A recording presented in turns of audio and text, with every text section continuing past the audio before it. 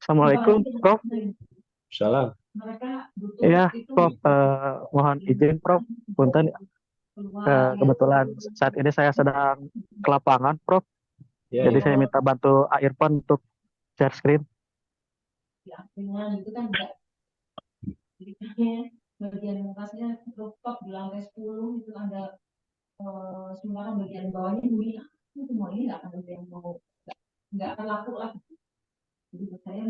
Mangga Kang Iqbal untuk pemaparan presentasinya, waktu dan tempat dipersilahkan. Baik, terima kasih atas waktunya, Irfan. Bismillahirrahmanirrahim. Assalamualaikum warahmatullahi wabarakatuh. Selamat pagi rekan-rekan dan Prof. Barli. Saat ini saya akan memaparkan paparan saya untuk mata kuliah metode perancang arsitektur itu terkait perumahan industrial dengan konsep arsitektur brutalisme. Oke, next up.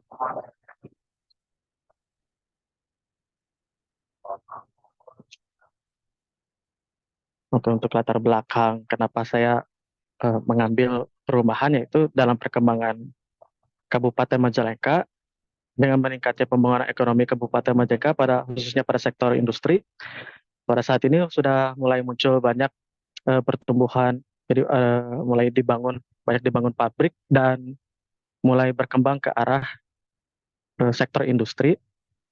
Kemudian dengan selain itu karena sudah terbangunnya Bandara Internasional Jawa Barat di Kertajati dan juga semakin banyaknya pabrik-pabrik yang mulai mencoba berinvestasi di Kabupaten Majalengka. Dari itu saya mencoba menyediakan hunian layak huni bagi karyawan-karyawan yang nanti akan bekerja di sektor industri tersebut. Next up.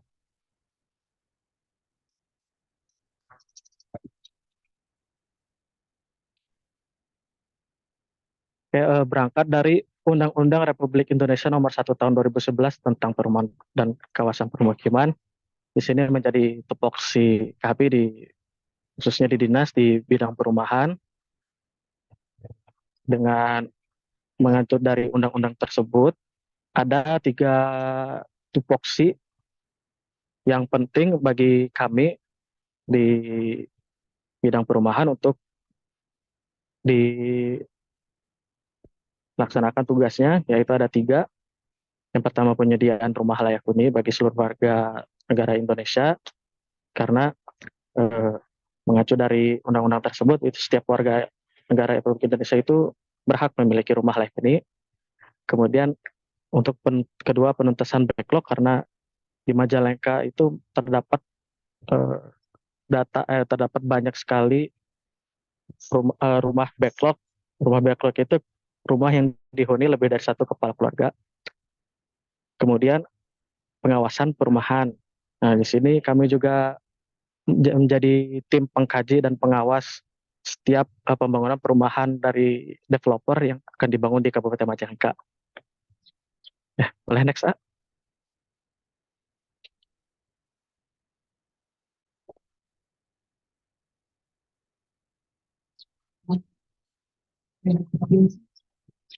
Kemudian mengacu kembali kepada Perpres Peraturan Presiden Nomor 87 Tahun 2021 tentang percepatan pembangunan kawasan Rebana dan kawasan Jawa Barat bagian selatan. Nah, pada Perpres ini itu jadi mengatur terkait kawasan-kawasan yang akan diperuntukkan untuk kawasan industri. Ada 7 kabupaten yang menjadi target dari percepatan kawasan Rebana. Dan di sini di Kabupaten Majalengka itu ada ada 3 kecamatan yang menjadi patokan peruntukan industri, yaitu kawasan peruntukan industri Kertajati dan Kecamatan Jati 7. Kemudian ada kawasan peruntukan industri Jatiwangi. Next. Nah, ini untuk Perda Kabupaten Majalengka nomor 11 tahun 2011 tentang RT RW Kabupaten Majalengka tahun 2011 dan 2031. Jika melihat dari perda tersebut, seluruh kecamatan di Majalengka itu dapat dimungkinkan untuk dibangunkan permukiman. Tapi ada 3 kecamatan akan dijadikan kawasan industri, yaitu tadi sudah disebutkan Kertajati, Kecamatan Jatitujuh, dan Kecamatan Jatiwangi. Nah, khususnya di sini saya mengambil Kecamatan Kertajati yang akan menjadi lokasi pembangunan perumahan karena Kertajati itu masih dibilang masih eh, banyak sekali lahan-lahan kosong yang memang butuh pembangunan perumahan, karena di situ juga akan, selain sudah berdirinya Bandara Internasional Jawa Barat, juga akan banyak sekali masuk investasi-investasi terkait sektor industri. Next.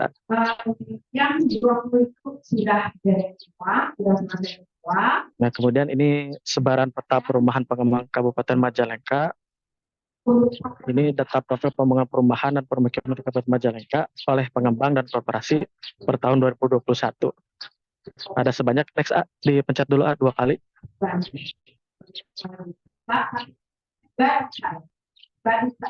Uang saya sumbangkan per orang 1 juta. Itu jadi 20 juta, 24. Punten Irfan. Nah, lagi sekali lagi.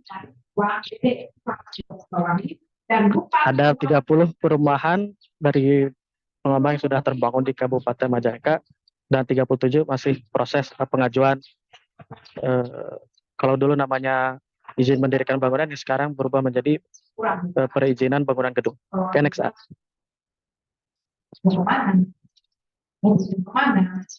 Nah, ini tadi dapat disinggung, yaitu backlog rumah yang ada di Kabupaten Majalengka. Ini rekapitulasi data tersebut dari tahun 2020 ke tahun 2023. Pada awalnya tahun 2020 itu sebanyak 92.594 rumah backlog, dan setelah banyaknya pembangunan baru, khususnya dari sektor pembangunan perumahan developer, saat ini sudah berkurang. Rumah backlog tersebut di tahun 2023 tercatat menjadi 84.339. Selain dari perumahan pengembang, juga ada pengurangan backlog ini dari bantuan dari program bantuan stimulan perumahan swadaya, yang biasa disebut BSPS. Oke, next A. Cuma ya siapa tahu. Kemudian masuk ke identifikasi masalah. Tadi menjadi ada 3 faktor yang menjadi acuan saya dalam merancang perumahan ini. Yang pertama itu jumlah backlog. Yang kedua adalah kemajuan industri Kabupaten Majalengka. Dan yang ketiga kurang terpenuhinya aturan khususnya di Kabupaten Majalengka, karena Kabupaten Majalengka punya perbub terkait PSU, yaitu Perbub nomor 86 tahun 2020. Ya, ini terkadang kita punya berbenturan kecil dengan pengembang-pengembang yang akan berinvestasi di Kabupaten Majalengka. Next A. Nah, dari 3 masalah tersebut, saya mengambil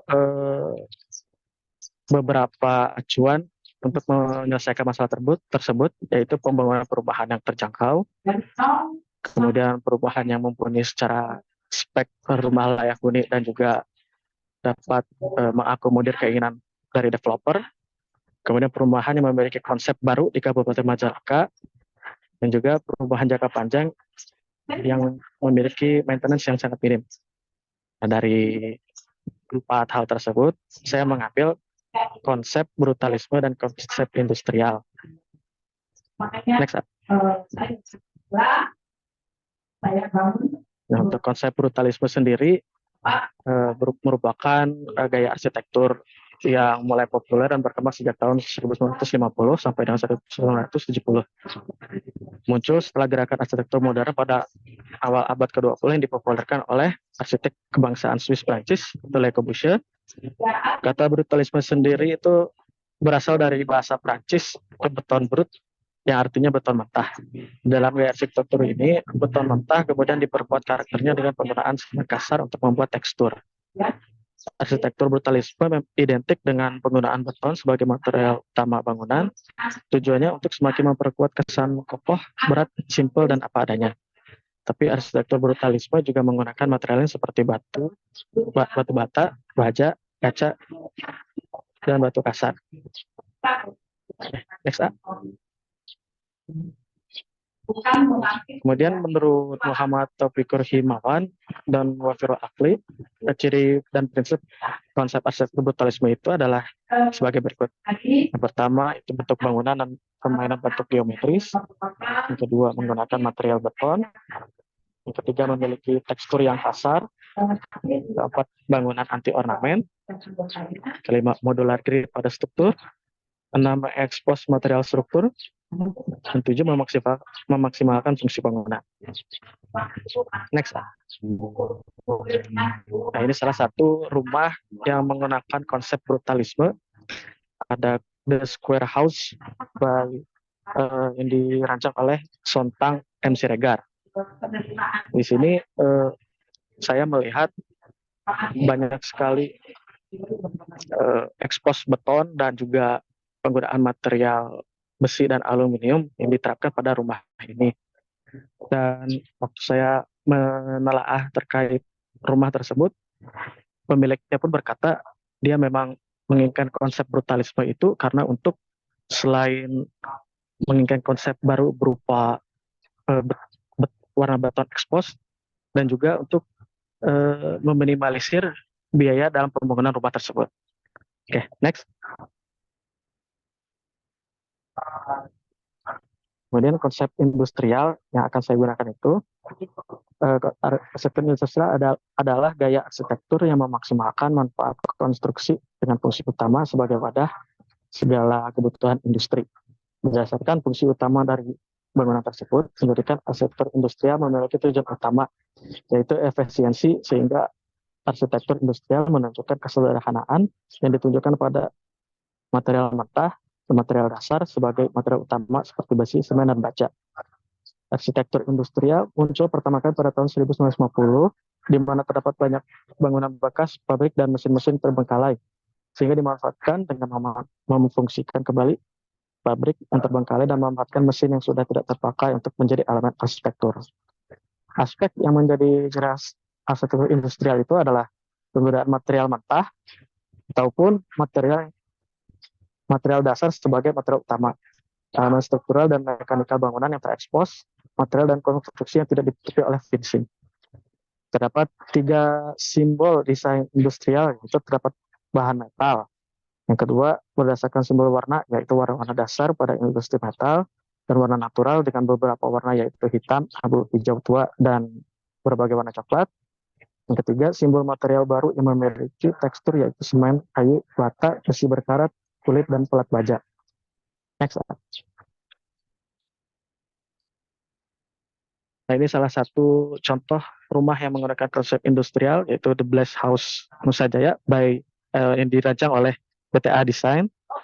Di sini juga sama seperti konsep brutalisme yang sebelumnya, yaitu lebih banyak menggunakan beton expose dan juga ada penerapan roster-roster yang difungsikan untuk sebagai sirkulasi udara ke dalam bangunan rumah. Oke, next. Nah, ini ketika konsep brutalisme dan konsep industrial ini terdapat banyak kesamaan, dan ketika ditarik persamaan tersebut, yaitu ada efisiensi pembangunan, memaksimalkan bukaan ruang, kejujuran material, unfinished style, dan low maintenance. Hal inilah yang menjadi dasar konsep di perumahan nanti. Next. Oke, kesimpulannya, adanya rencana Kabupaten Majalengka dalam mengembangkan sektor industri akan meningkatkan kebutuhan hunian yang layak dan dapat dijangkau oleh semua kalangan, khususnya pegawai industri. Hal ini dapat ditanggulangi dengan adanya perumahan yang dibangun di sekitar PI. Perumahan dapat menjadi faktor penunjang keberhasilan suatu kawasan dalam mengembangkan sektor industri tersebut. Dengan perumahan yang dapat dijangkau di setiap kalangan, tentunya akan membatasi kemampuan anggaran dalam membangun perumahan tersebut. Konsep brutalisme dan industrial dapat menjadi salah satu solusi dari pembangunan perumahan tersebut. Dengan beberapa kesamaan output dari konsep brutalisme dan industrial seperti penggunaan material yang diekspos, bergaya unfinished dan low maintenance, dapat mewujudkan perumahan berkonsep baru di Kabupaten Majalengka. Oke, next. Sekian presentasi dari saya, Prof. Barli dan rekan-rekan. Terima kasih atas waktunya. Assalamualaikum warahmatullahi wabarakatuh.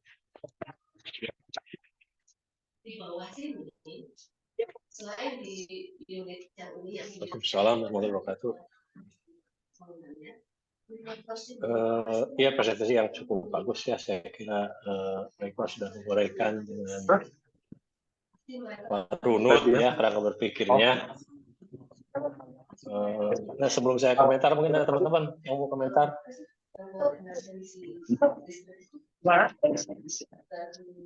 Halo? Ada yang ingin komentar dulu, teman-teman? Enggak? Izin mungkin Prof. Ya, Pak Sidik, enggak? Ya, seperti yang sudah disampaikan tadi oleh Kang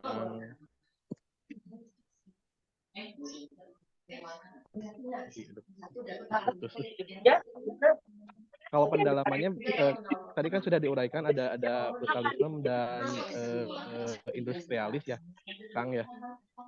Ya. Nah itu kalau dilihat di slide terakhir itu kan prinsipnya hampir sama sebetulnya ya Pak ya, Kang. Ya. Nah, Ya. nah nanti yang lebih ditekankan oleh perancangan nanti lebih ke industrialisnya atau brutalismenya gitu, karena kan sama saja gitu ya. Jadi mungkin apakah cukup dengan industrialnya saja atau misalnya cukup dengan brutalisme saja gitu. Ya. Boleh langsung dijawab, Kang? Ya, langsung. Silakan. Oke. Jadi kenapa saya mengambil dua konsep tersebut?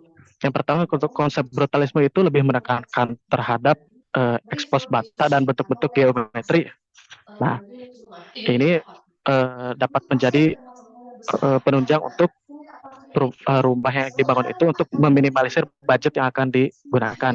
Nah, kemudian untuk konsep industrial itu karena ada penggunaan apa namanya ya? Jadi kalau di Majalengka itu ada kearifan lokal. Jadi di Majalengka ini kita selalu meminta pembangunan perumahan dan bangunan-bangunan lain itu selalu menggunakan bata terakota dan unsur-unsur terakota lainnya. Nah, untuk di konsep industrial ini, industrial itu menjadi ada salah satu material yang tidak disebutkan oleh konsep brutalisme. Nah, seperti tadi penggunaan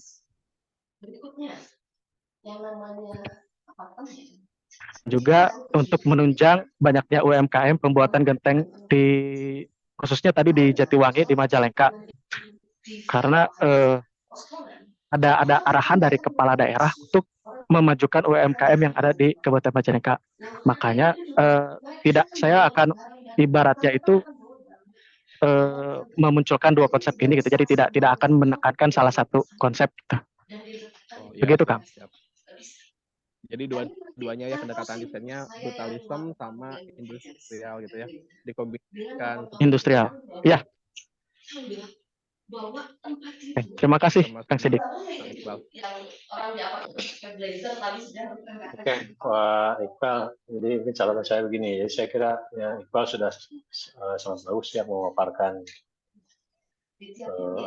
kerangka berpikir yang runut, kemudian juga latar belakang cukup kuat dengan data-data yang ya karena banyak dalam pekerjaan situ gitu ya, sehingga cukup meyakinkan datanya. Ya, cuma mungkin beberapa catatannya begini Pak. Pertama, sedangkan ini brutalisme maupun industrial itu kan lahir dari konsep arsitektur modern awal. Ya.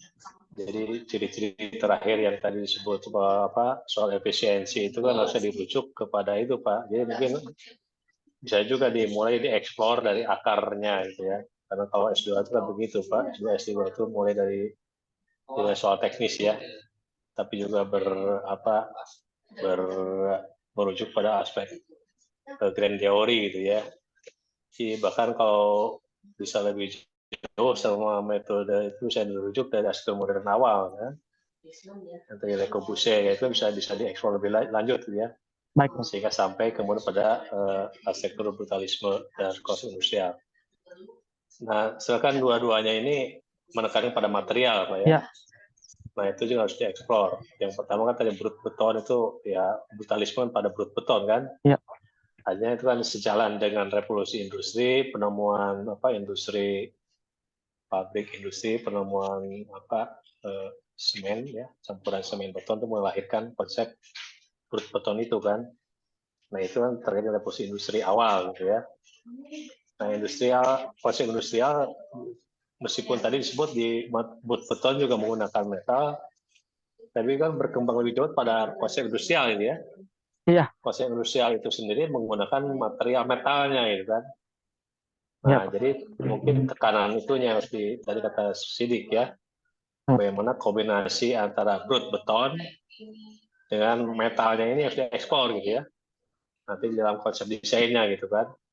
Ya di samping, nah ini justru tadi menarik soal kearifan lokal. Tapi tidak ada itu disinggung ya di dalam tadi dari Jadi menarik kalau tadi ada soal brut beton, ada konsep industrial, lalu juga dikaitkan dengan kearifan lokal, kan industri. Nah itu kan terjadi juga industri genteng kan, nah, ini konsep industrial juga situ kan, industrial lokal itu ya. Industri genteng di Majalengka, di Jatiwangi itu ya. Sehingga itu juga menarik kalau diekspor juga situ maksudnya dalam paparannya gitu ya, dalam papernya gitu. Tidak hanya dalam teks Anda ingat di verbalnya gitu. Siap. Tapi juga masukkan di dalam itu. Nah, Baik, tapi juga kan ini tidak di ruang kosong gitu ya. Pendekatan material brut beton dan industrial ini kan berada di setting Majalengka yang panas ya. Jadi bagaimana kaitannya dengan iklim? Berangkat di presentasi Pak, mungkin yang lain udah pada berangkat, Iqbal masih presentasi berkuliah. Kalau tadi itu kan Pak, terus saya Pak Dadang sekarang Rehan terus berangkat. Iqbal baru nyusul Pak, karena beli beres presentasi langsung nyusul. Punten Prof. Ya aja itu aja. Kalau yang lain bagaimana kaitannya dengan iklim gitu ya. Kan sekarang juga itu kan saya kira dinas PU ya perumahan kan harus concern juga pada soal green architecture kan. Nah, gimana itu mengatasi problem ya tadi material brut beton dan metal yang sangat industrial ya. Lalu berada pada setting Majalengka yang mungkin juga ya, situasinya sangat panas kan. Ya, kalau salah kan daerah panas iklim. Nah, bagaimana mengatasi iklim tapi ya bagaimana nanti kan berkaitan bagaimana membuat strukturnya ya. Strukturnya bisa memasukkan udaranya, memasukkan landscape-nya dan sebagainya. Itu saya kira harus dipertimbangkan itu aja nanti. Baik, berkaitan dengan pendekatan pada iklimnya gitu. Oke, itu aja. Mungkin Iqbal, silakan terima kasih Prof. Mohon izin, mohon maaf juga Prof karena sedang di lapangan. Ya, terima kasih Prof. Sambil jalan. Assalamualaikum warahmatullahi wabarakatuh. Assalamualaikum warahmatullahi wabarakatuh. Oke, berikutnya. Baik, terima kasih Kang Iqbal atas pemaparan tugasnya hari ini. Untuk selanjutnya akan dipresentasikan oleh Pak Dendi Revolusi. Barangkali apakah sudah bersedia, Pak Dendi? Sudah. Baik, Kang Dendi, untuk waktu dan tempat dipersilahkan. Izin share device satu lagi ya.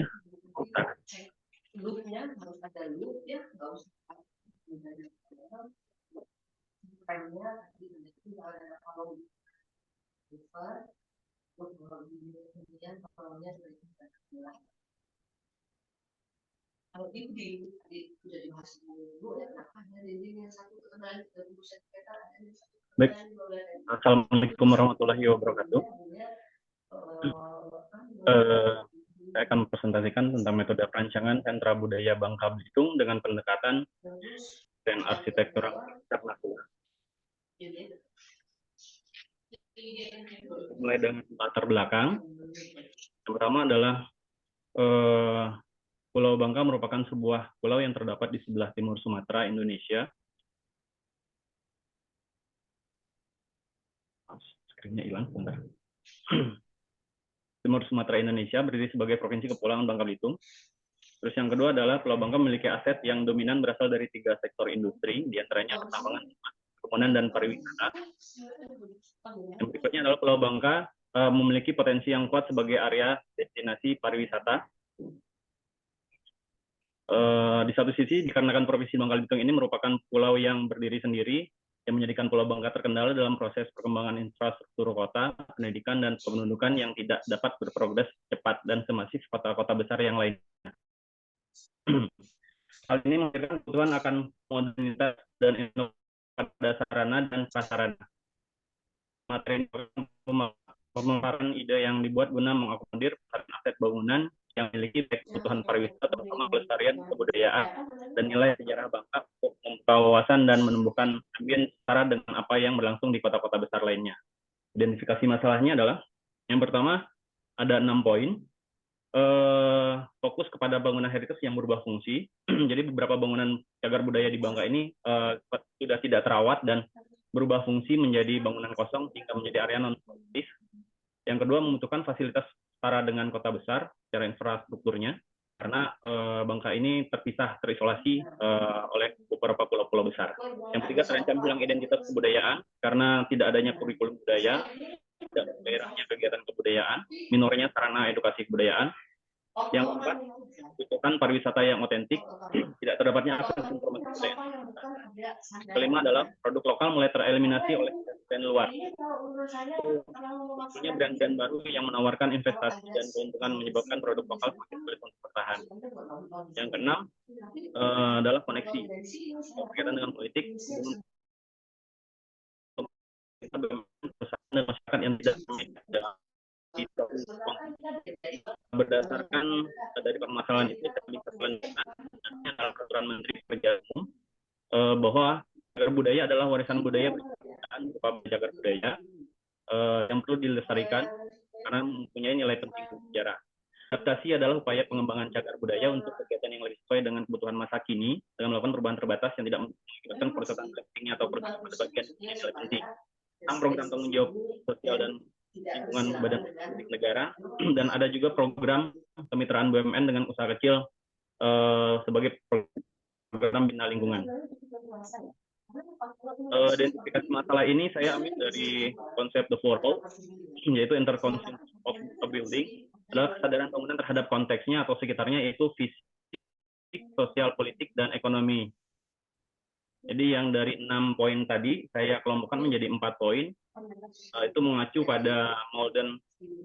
Yang pertama adalah fisik, karena bangunan heritage adalah sosialnya, rancangnya hilang identitas budaya masyarakat, adalah politik. Dan yang keempat adalah ekonomi, kebutuhan pariwisata yang otentik, perekonomian makro, dan produk lokal mulai tereliminasi. Tujuan perancangan ini adalah untuk menampilkan arsitektur sebagai bagian dari rangkaian yang luas, khususnya sebagai bagian dari bangunan warisan budaya masyarakat. Wawasan terhadap teoritis dan kritis kontemporer menunjukkan bahwa arsitektur dan kebudayaan dapat didefinisikan dan diinterpretasikan dalam pendekatan yang kontekstual, leksikal lokal, formalis, retro-tradisional, dan itu. Berdasarkan hal tersebut, kebangkitan kembali warisan vernakular dan dimasukkannya ke dalam masyarakat yang sebagai sintesis antara yang sudah ada dan yang baru dalam bidang arsitektur. Dan ini dimasukkan dalam genealogy of spirit of the time. Genealogy merupakan keunikan lokal yang dimiliki oleh suatu tempat yang berbeda dengan tempat yang lainnya. Konklusinya adalah, jadi dibutuhkannya sebuah sarana adaptatif conservation, yaitu pemanfaatan bangunan heritage BUMN, program pemerintah yang dirancang menjadi aset negara. Yang kedua adalah culture edutainment, tempat belajar sekaligus tempat budaya lokal sekaligus berekreasi. Yang ketiga adalah tempat scaling up UMKM dan pelaku kreatif. yang terakhir adalah agregator atau connection sebagai sarana penghubung dan untuk media penghubung bisnis to government. Maka dibutuhkanlah suatu tempat yang dimaksud Sentra Budaya Bangka Belitung, yaitu sebuah kawasan budaya Bangka Belitung yang terletak di Kota Pangkal Pinang untuk pada berekreasi, beredukasi, koneksi, makan diri, dan terfasilitasi dalam sektor informasi dengan konteks pemanfaatan bangunan heritage. Fasilitasnya di sini ada fasilitas utama, ada 5. Yang pertama adalah gedung pertunjukan ini sendiri, terus yang kedua adalah store atau merchandise store, yang ketiga adalah permaculture atau endemic farming, yang keempat adalah outdoor museum, yang kelima adalah cafe and resto, sentra kuliner. Di Space Connection ini terbagi menjadi 4, jadi ada intimate space, ada personal space, ada spatial space, dan ada public space. Dan usernya yang menonjol adalah turis. Frameworknya adalah beberapa dari kajian ini ada inter dan ada inner constituents of a building-nya terkoneksi dari sebuah bangunan terkait dengan inner consciousness of a building atau kesadaran dalam bangunan mengacu pada bangunan itu sendiri. Jadi bagaimana ia dibuat, bagaimana ia berdiri, kegunaannya, dan proses perakitannya. Dari berbagai definisi tektonika arsitektur, tektonika arsitektur mengkaji hubungan antara ruang, fungsi, struktur, konteks, simbol, representasi, dan konstruksi. Beberapa ada prinsip tektonika. Frameworknya dari 2 hal tersebut, jadi antara interconsciousness of building, gagasan arsitektur sebagai bangunan yang memiliki kesadaran akan sekitarnya, dihubungkan dengan kesadaran bangunan sebagai benda yang membawa sifat atau karakteristik, yaitu interconsciousness of building. Jadi ada hubungan antara hal tersebut. Yang pertama, menghubungkannya adalah desain itu tersebut. Jadi permasalahan jadi perancangan yang di dalam menimbulkan efek di luar. Jadi efeknya adalah efek mengacu pada politik, ekonomi, fisikal, dan sosial. Hubungannya dalam desain itu sendiri. Konsep di sini konsep perancangannya bahwa ada 2 pertemuan kebudayaan. Yang pertama adalah kebudayaan tradisional dan kebudayaan modern. Secara kita lihat, dianalogikan secara tradisional dia mempunyai sejarah, mempunyai dan sifatnya alamiah. Sedangkan untuk masyarakat modern adalah mereka memiliki teknologi pengaruhan dan inovasi. Karena Bangka Belitung itu sendiri sebagai pariwisata dan mengutamakan wisatawan untuk datang ke Bangka itu gantikan namanya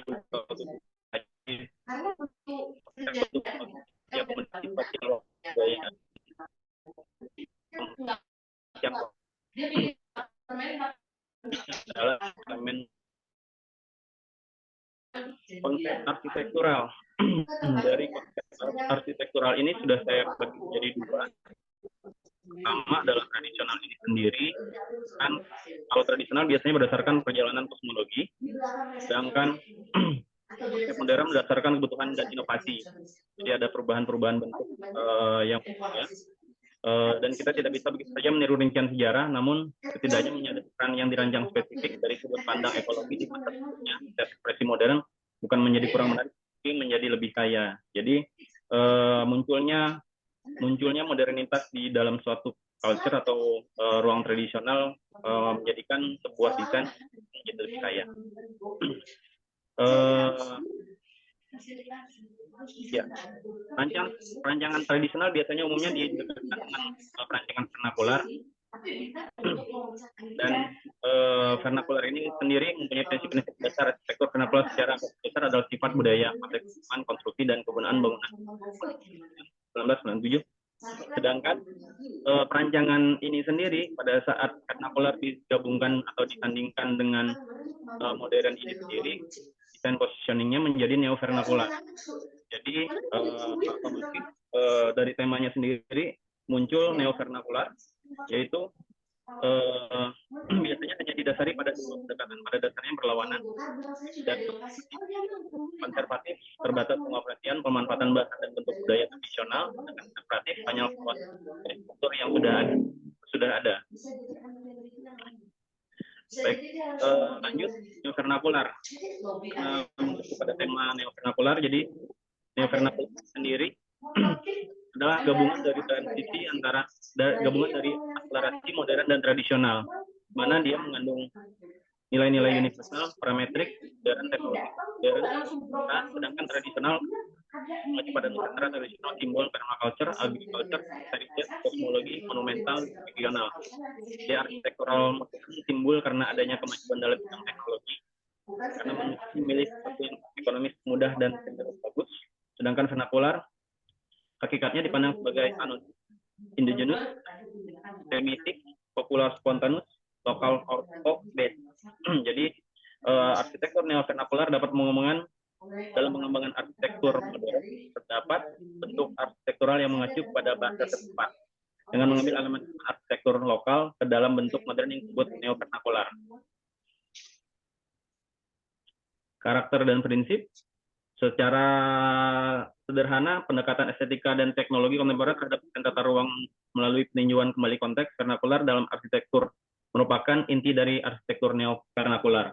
Sedangkan prinsipnya yang menjadi dasar arsitektur vernakular secara garis besar adalah sifat budaya, konteks lingkungan, konstruksi, kegunaan bangunan.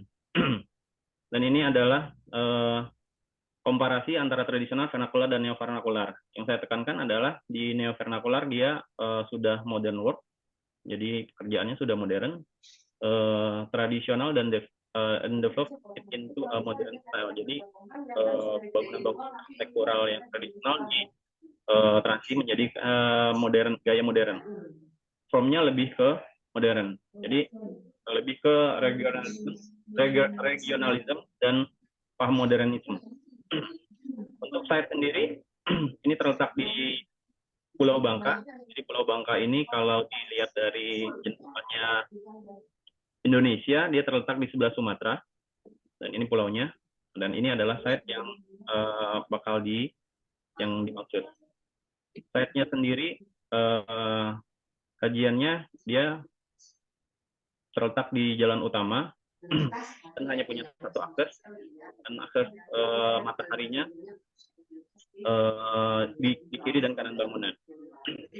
Blocking plan-nya ini sendiri, jadi di dalam setnya itu sudah terdapat bangunan heritage yang berwarna orange ini, dan ada beberapa bangunan-bangunan baru. Jadi pendekatan desainnya tidak ada perubahan di bangunan heritage, termasuk menjaga kelestarian heritage dan membantu merangkul bangunan itu sendiri menjadi mengadaptasi kepada bangunan yang lain. Dalam perancangan ini, dalam metode perancangan ini, saya hanya blow up di bagian kafe nya saja, itu di depannya, dan bangunan heritage-nya tidak banyak perubahan. Berarti blow up suatu bentuk ruang ditempatkan secara strategis untuk mendapatkan perhatian penting dalam komposisi lokasi bagi suatu bentuk dan ruang. Jadi salah satunya adalah cafe resto ini menjadi point of view. Lanjut di desain, ideographication. Bangunan yang akan dirancang merupakan mirroring atau adaptasi dari bangunan dan hasil kebudayaan tradisional Bangka Belitung agar dapat diinterpretasi oleh masyarakat awam. Jadi ini adalah rumah tradisional Bangka Belitung yang disebut Bemarung. Jadi secara samping seperti ini, dan ini akan dicoba ditransisikan menjadi bentuk modern. Nah, ini hanya nanti. Yailah mungkin temanya adalah metodenya adalah metafor, tangible metafor yang dapat membuat satu karakter manusia. Dari desain sendiri, metafor kita tahu sendiri suatu cara memahami suatu hal tersebut sebagai suatu hal yang lain sehingga dapat mempelajari pemahaman yang baik dari suatu topik dalam pembahasan. Dengan kata lain, menerangkan satu subjek dengan subjek lain, coba untuk melihat satu subjek sebagai sesuatu yang lain. Ini adalah foto presentasi lampau, dan ini adalah eksklusif dari struktur bangunannya sendiri. Jadi saya peta skalanya. Nah ini adalah layoutnya. Layoutnya ini sendiri dia hanya adalah cukup. Ini dikhususkan untuk pria. Sedangkan jabu dalam ini untuk wanita. Kolom adalah area tidur, sedangkan dapur adalah dapur untuk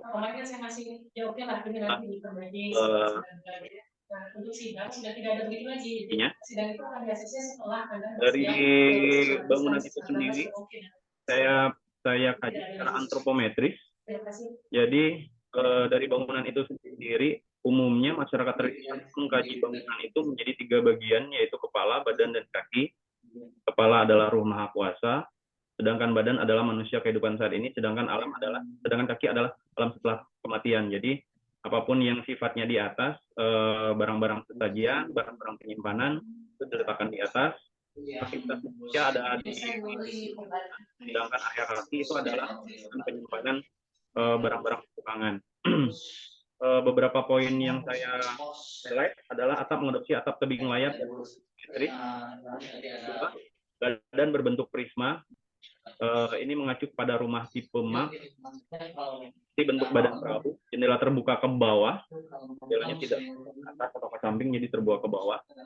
Simetrikal simetris, punya kolom dengan kelipatan dimulai dari 9, 12, dan seterusnya. Tiang fondasi tegak meninggalkan tanah, anak tangga. Ini adalah sketsa dari penggambaran rumah tadi. Transformasi bentuknya, jadi kalau di tambak atas, sebenarnya dia mempunyai 12 kolom, tapi di sini saya menjadikan kolom imajiner yang di tengah, jadi seperti ada kolom, tapi tidak. Jadi kolom yang utamanya berjumlah 8. Sedangkan kolom di tengah berjumlah 4 itu dijadikan menjadi kolom imajiner. Tampak depan, tampak samping dengan skala lebar panjangnya 2A, lebarnya 1A, dengan tingginya B. Transformasi dari exploded gambar dari rumah tersebut saya rubah menjadi 3 struktur bagian dari atap, badan, dan kaki. Jadi kemungkinan dari atap sendiri akan mengalami perubahan kerangka. Mungkin dia akan berubah menjadi lebih parametrik. Dan untuk bangunan-bangunan dindingnya dia akan disubstitusi menjadi beberapa kolom yang lebih sifatnya modern. Dan untuk lantai sendiri dia ada detail yang berbentuk pola lantai seperti ujung runcing. Fungsinya kenapa dia tidak rapat? Karena untuk debu-debunya berjatuhan di bawah. Dan dari stilasi bentuk bangunan ini sendiri ada stilasi untuk yang keluar, mungkin ini area untuk outdoor, terasnya sebagai pagar. Ini adalah bahan stilasi yang akan dikerjakan dan beberapa kajian elemen tradisionalnya dan piktogramnya. Ini adalah video image referensinya. Sekian. Terima kasih, Prof. Terima kasih Pak Denny Revolusi. Sudah memaparkan paper yang juga sangat revolusioner ya. Enggak, silakan kalau ada yang komentar dulu, teman-teman. Enggak.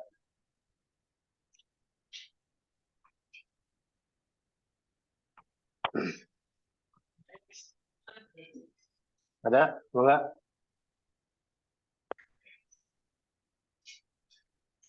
Halo?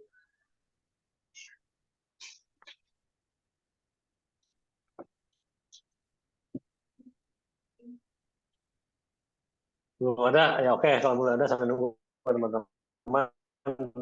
Ini ya Pak Denny. Ya, Prof. Ya ini apa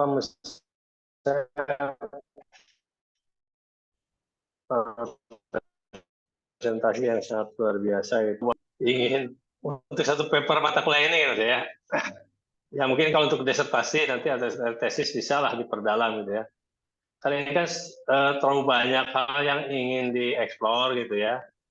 Sehingga menurut saya sih, padahal ujung-ujung kan yang terakhir tadi kan ya. Ya untuk mata kuliah ini mungkin cukup yang terakhir tadi aja, bagaimana apa metode responnya gitu ya.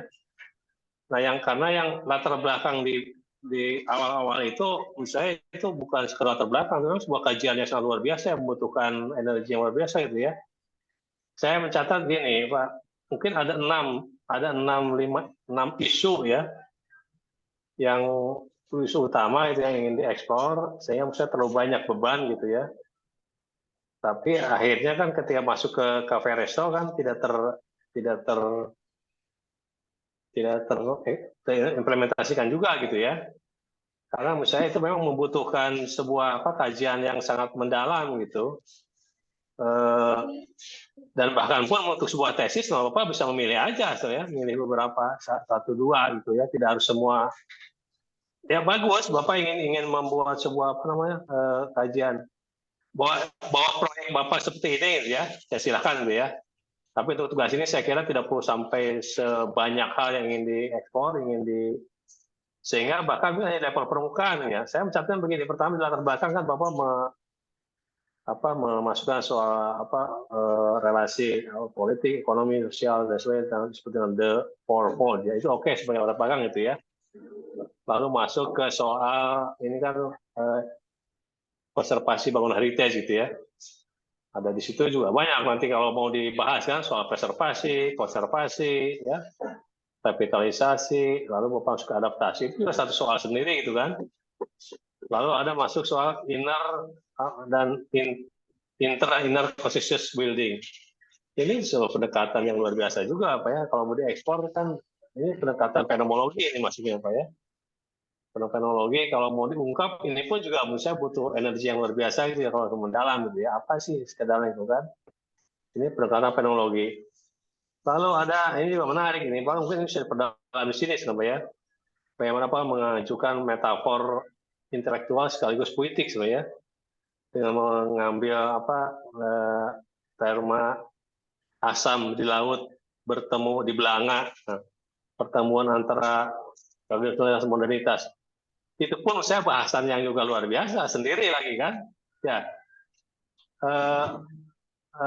tradisional modernitas itu lalu di akhir juga disinggung lagi soal regionalisme pra modern. Saya ini ada begitu banyak isu yang ingin diraih gitu ya, sehingga apakah memang semua itu bisa diterapkan gitu ya.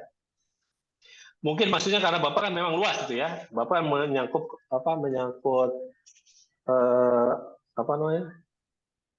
kompleks yang luas gitu ya. Nah, sehingga mungkin aja memang Bapak ingin menerapkan semua hal itu di dalam konsep konservasi tadi gitu ya, atau heritage tadi gitu ya. Sehingga memang semua hal itu ingin diekspor lebih lanjut. Meskipun ketika masuk ke kafe kan hanya sebagian kecil sebenarnya yang di ini kan, ya. Nah, juga bahkan juga terakhir juga menyangkut semiotika kultural itu juga menurut saya satu, kalau mau didalami udah satu tema tersendiri juga itu ya. Lalu masuk lagi soal semiotika kultural menyangkut vernakular dan neo-vernakular gitu ya. Nah, tapi ketika masuk ke kafe, menurut saya semua hal itu jadi hilang gitu kan. Karena Bapak-Bapak memunculkan isu baru tentang arsitektur simbolik justru kan. Ya, arsitektur simbolisme ya, dan metafor semua itu kan bukan metafor tangible ya, karena Bapak kan hanya mengadaptasi bangunan lama ya, arsitektur tradisional itu yang kemurung tadi kepada adaptasi bentuk baru kan. Yaitu selama adaptasi aja, bukan metafor ya. Nah, yang Bapak ekspor di situ juga tadi kosmologi tentang kepala, badan, kaki kan. Yep. Nah, kan hanya itu selama yang diekspor itu atau pemetrik itu. Jadi semua hal yang di atas di 6 isu utama itu ketika masuk ke kafe dan resto kan hanya isu baru lagi bahkan kan. Yep. Ya mungkin simbolisme dan soal kosmologi ya itu masuk. Tapi di situ kan Bapak harusnya juga memasukkan lah tadi soal konsep tradisionalitas, modernitas mungkin ya di situ kan. Jadi apa yang di konsep di atas itu harusnya diimplementasikan pada saat KP Resto gitu ya. Kalau ini kan seperti dua bagian yang terpisah gitu Pak. Karena ketika masuk ke KP Resto, Bapak membahas isu yang lain, yaitu tentang asal simbolisme kan. Ya, mungkin simbolisme itu bagian dari tadi, dari apa semiotika kultural atau apa ya tadi vernakular gitu ya, atau bagian dari tadi yang asam di laut bertemu di belanga. Nah itu apakah seperti itu gitu kan? Nah, tapi saya tidak melihat itu dikaitkan gitu, koneksitasnya di mana gitu. Ya, jadi mungkin Bapak ya saya, untuk sebuah proyek besar ya silahkan Bapak ya. Tapi misalnya untuk mata kuliah ini mungkin cukuplah Bapak membahas KP Restonya itu ya tadi kan sebagai bagian kecil dari kompleks besar itu. Lalu fokus saja pada 1-2 isu gitu, Pak yang ingin dikembangkan dari itu gitu. Sehingga koneksitasnya jelas gitu Pak. Mungkin itu aja dari saya. Silakan teman-teman kalau ingin berkomentar, enggak silakan.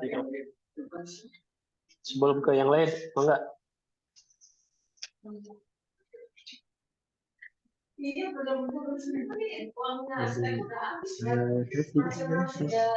Pak Andika, mau enggak?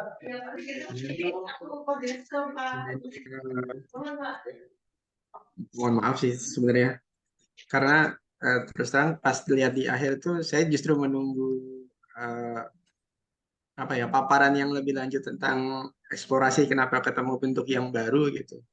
Nah itu sepertinya malah tadi hanya 1 atau 2 slide yang menjelaskan itu. Dalam tanda kutip jadinya anti klimaks begitu ya, anti klimaks banget. Mungkin kalau saran saya sih justru itu yang diperdalam bagaimana kemudian bisa lebih dieksplor ketemu yang itu.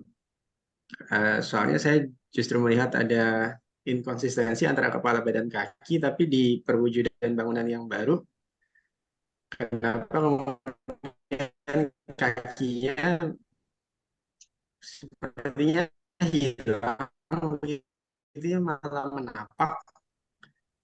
Butuh penjelasan. Oke.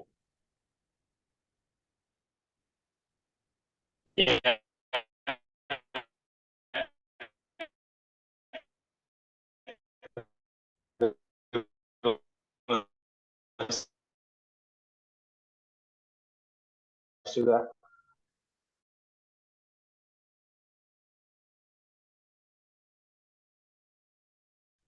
berbasis pada riset.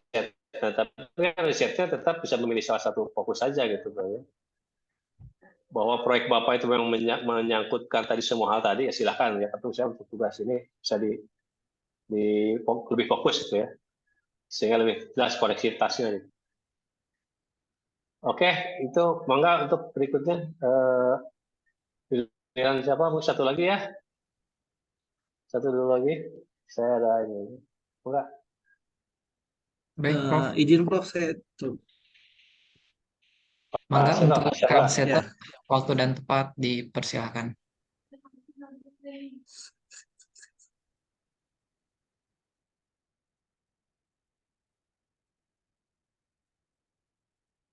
Punten, apakah sudah terlihat? Sudah, Kang. Mangga, mangga. Assalamualaikum warahmatullahi wabarakatuh. Selamat pagi, Prof. Barli dan rekan-rekan. Saya akan coba mempresentasikan tugas saya, yaitu konsep desain wisata Pantai Kejawaran dengan pendekatan biomorfik. Yang pertama, latar belakangnya adalah bagi kota-kota yang terletak di pesisir memiliki hal yang sangat penting dan strategis dalam pengembangan ekonomi mereka. Pengembangan sektor pariwisata harus berdasarkan pada potensi sumber daya wisata yang ada, seperti wisata alam, wisata budaya, atau wisata buatan. Dalam proses pembangunan dan pengembangan kawasan di sepanjang pantai, perlu ada perencanaan yang berkelanjutan dengan memperhitungkan daya dukung listrik ekosistem pesisir dan mempertimbangkan dampak yang mungkin timbul. Proses pembangunan harus memperhatikan aspek lingkungan, termasuk aspek isi alam dan dinamika sosial budaya yang berpengaruh dalam wilayah tersebut. Lokasinya sendiri berada di Pantai Kejawanan yang terletak di Pelabuhan Perikanan Nusantara Kejawanan Kejawanan Kota Cirebon. Area pantai ini terletak di bagian timur pelabuhan dengan luas lahan sebesar 38.000 meter persegi. Nah, ini lokasi site-nya.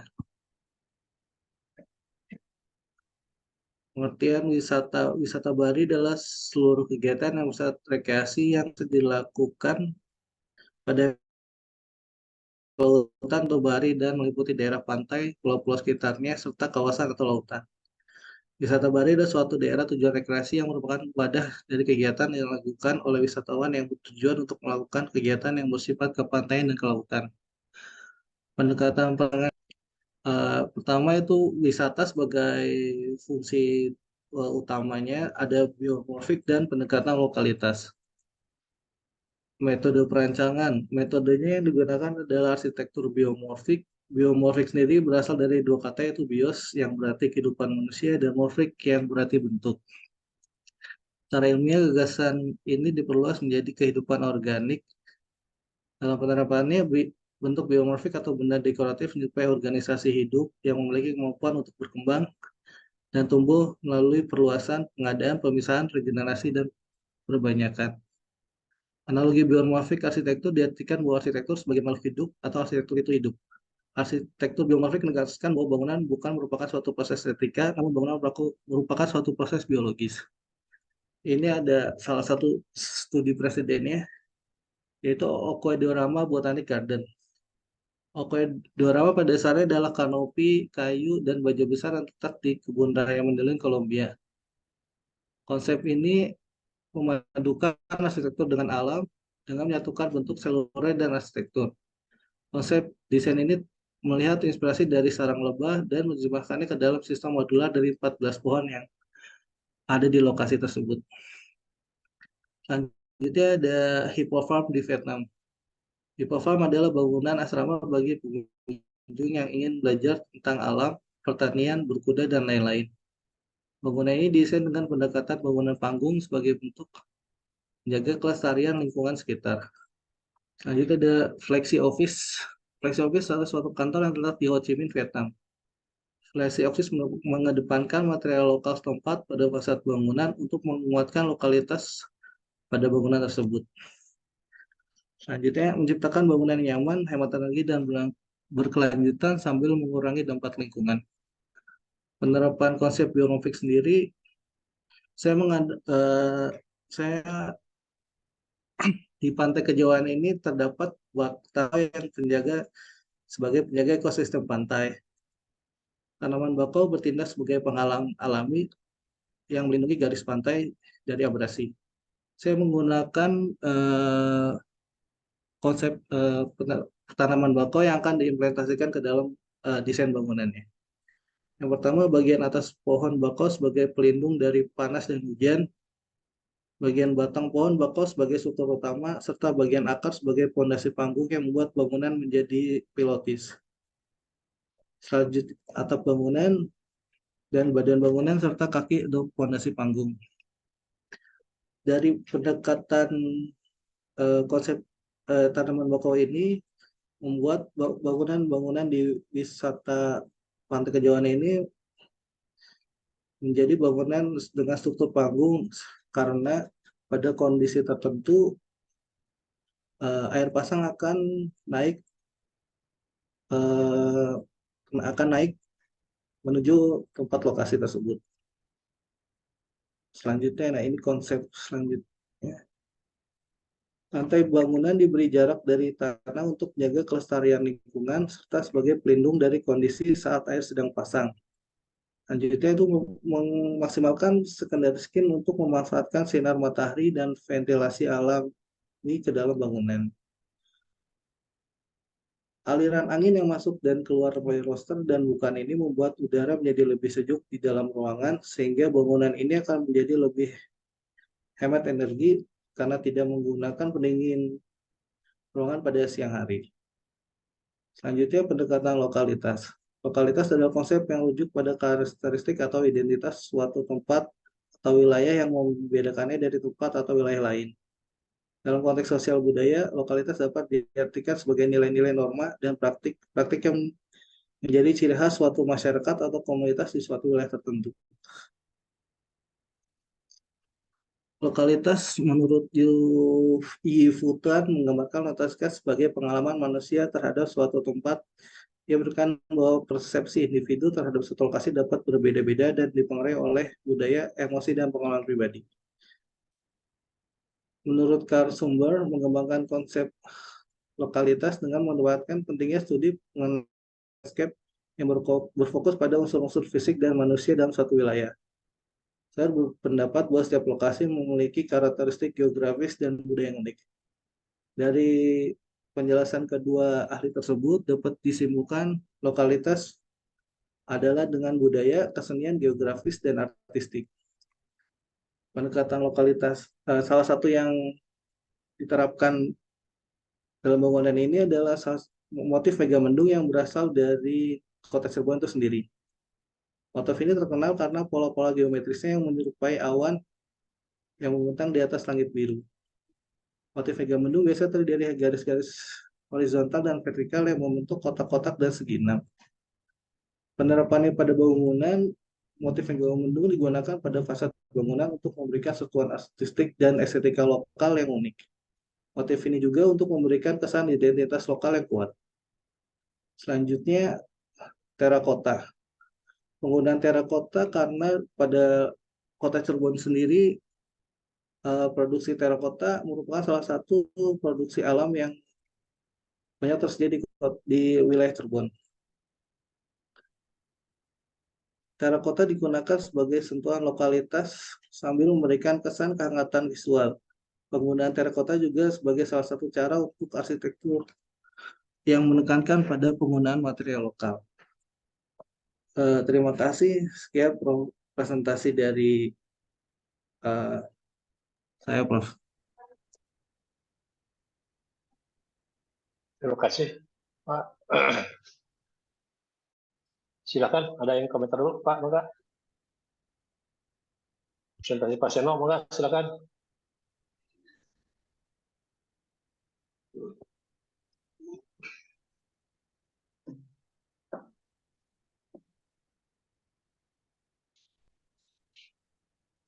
Halo?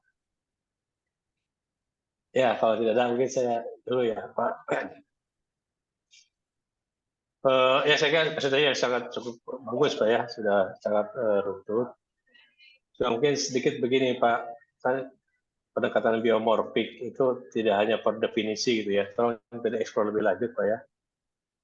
Dieksplor lebih lanjut sampai pada prinsipnya apa sih gitu ya, atau karakteristiknya apa sih gitu ya, biomorfik bukan hanya soal hanya sekedar proses apa merujuk pada bentuk alam yang organik gitu ya. Saya kira ya tadi dari segi presiden itu kan memang hanya terlihat seperti bentuk luar gitu ya. Padahal saya kira biomorfik kan tidak hanya skala bentuk gitu ya. Bagaimana dari sistem strukturnya, dari sisi pengolahan material, dari soal struktur berkelanjutannya gitu ya. Jadi menurut saya bisa dieksplor, diturunkan gitu Pak dari soal konsep per definisi kepada prinsip-prinsip desain ya, sehingga kemudian dari prinsip-prinsip itulah Bapak nanti bisa memasukkannya pada implementasi desain gitu ya. Jadi ada transisi gitu Pak, nanti tidak hanya satu. Maksud saya ya Bapak paham di dalam kepala gitu ya, black box mungkin ya, tetapi coba itu dicurahkan gitu ya, dicurahkan dalam teks gitu ya dari biomorfik yang definisi tadi bahwa dia bentuk yang beranalogi dengan alam ya, bahkan hanya bentuk analogi dengan alam ansih ya, tapi dia kan proses dinamis bertumbuhnya gitu ya. Mereka kan bertumbuh mengikuti proses alam yang bertumbuh kan, organis gitu ya.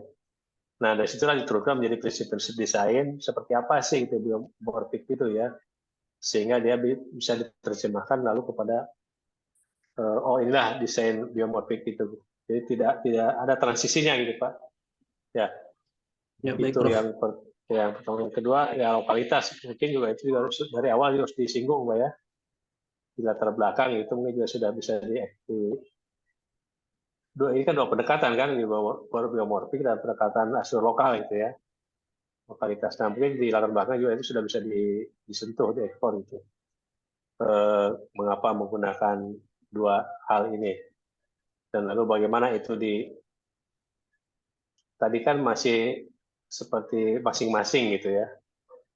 Nah, tapi mungkin ada sintesis Pak di akhir itu bagaimana sih pendekatan biomorfik dengan lokal studi ketika dia menjadi satu konsep desain dalam yang Bapak rancang gitu ya. Ya, Ya, baik, Prof. apakah mega bendung atau tadi Pak pohon bakau itu hanya menyangkut struktur saja misalnya, sementara ornamennya menggunakan apa tadi material ornamen menggunakan pola mega bendung, atau seperti apa itu? Nah, itu memang sintesisnya itu. Mungkin itu Pak Seno ya. Ya, baik, Prof. Yang lain masih ada Pak komentar buat Pak Seno, enggak?